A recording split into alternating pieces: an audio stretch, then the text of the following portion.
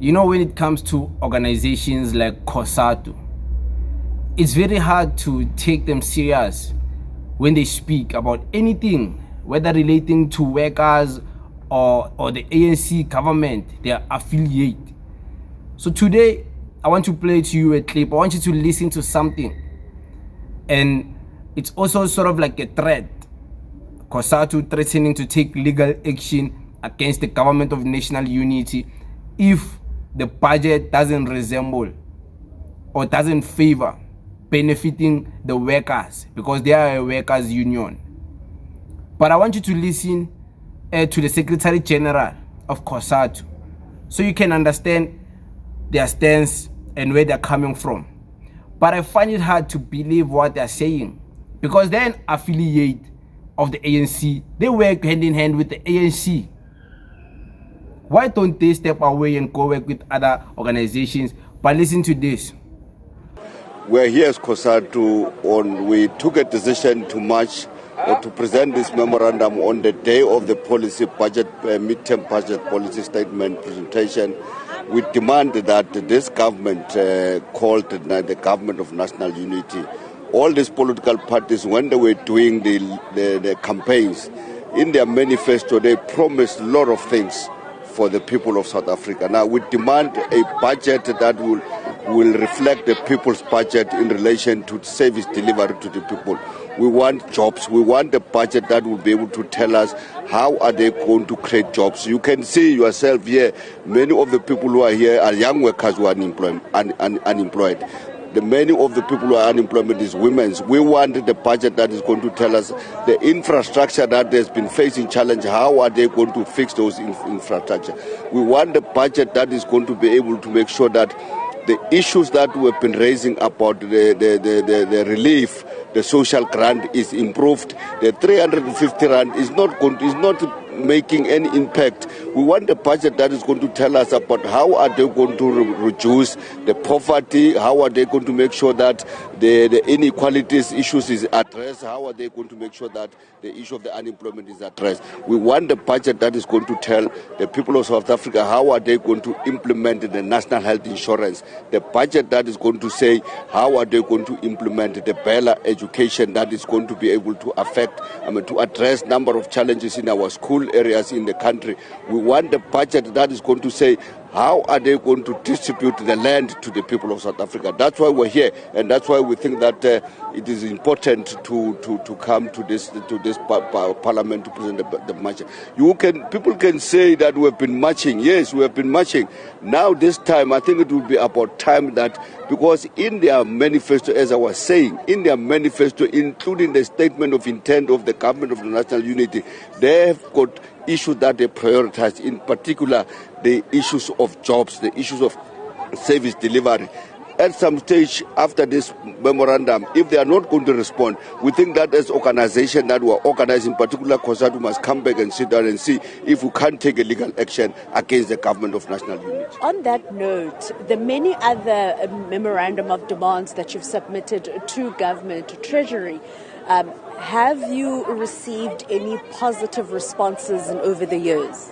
Not yet. We have not received anything except that what we see is a continuation of the oppress, continuation of the exploitation of workers, the continuation of service delivery, that poor service delivery that we are seeing today. You can look at the municipalities. We've got municipalities that are deducting monies of workers and not being paid. So the service delivery has not been improved. The water issues has not been improved. It's still a challenge in South Africa. That's why I'm saying after this march, I think as COSATU, we will have to sit down and see what will be the legal opinion in terms of taking this matter to a legal view, because they've made a commitment to the public. They've made a commitment to the public in terms of the election, manifesto election. Yesterday were the march, were the picket at the Labour Court for workers who have been doing work during the COVID-19. The community health workers who are not employed as permanent workers for years, and we demand that those workers must be employed as permanent workers, including the extended public works program workers. Lastly, Mr. Petro, from us is what are you anticipating to hear from the Minister of Finance, Enoch Godongwana, during his medium policy speech? What are you anticipating to hear from him?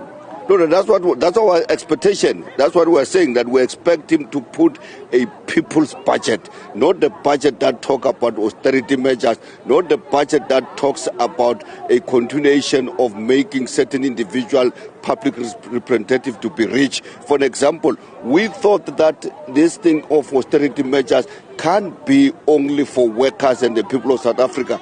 They continue to increase the executive. This executive is taking a lot of budget because they have now increased it to where it is today, when we thought that it was going to be reduced so that they are able to do the budget that can be able to use to deliver service to the people of South Africa. Thank you so much. You just heard, right? So apparently, like the South African Communist Party, Mr. Here is also the Secretary General. And last time I checked, on the 1st of November, the ANC will be marching and mobilizing people to give the people's mandate. Ngapha, their affiliates are included in that march. Abo COSATU, SACP, Abo GNU, and all the other organizations that affiliate with ANC. Then Chigi, on the same day, same date, Solima Paile, South African Communist Party, is mobilizing the same affiliates of the ANC, including the same ANC and the ANC Student Youth League, and Abo COSATU, GNU, and all the other unions, to come together and march on the same day the ANC is marching. So it's trying to contradict what the Bombalula are trying to do. Then you ask yourself, what's happening, Kandidagwa ANC, Dailutuli House? What's happening with this relationship?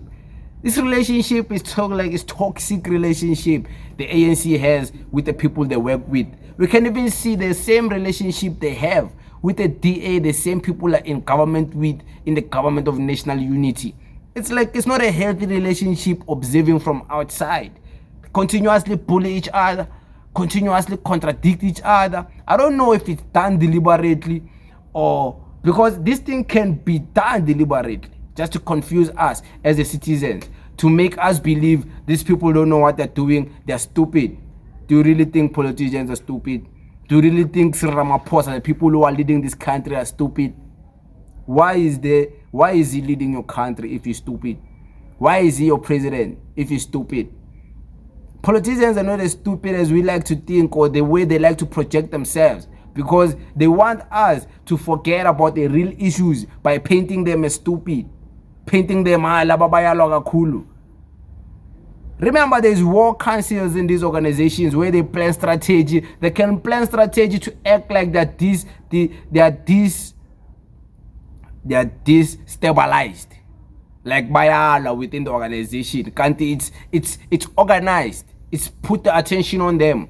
You know, like the EFF, what they're doing now since they're going to the National People's Assembly. They're acting like there's so many chaos. The all attention is going to be on them. Acting like there's so many chaos within the organization. Kantina, this thing is deliberate, coming straight from the War Council. But some things, you know, you never know unless you were told about them. But it is what it is. It is what it is. What do you think about the COSATU taking legal action against our government of national unity? Yeah, thank you very much.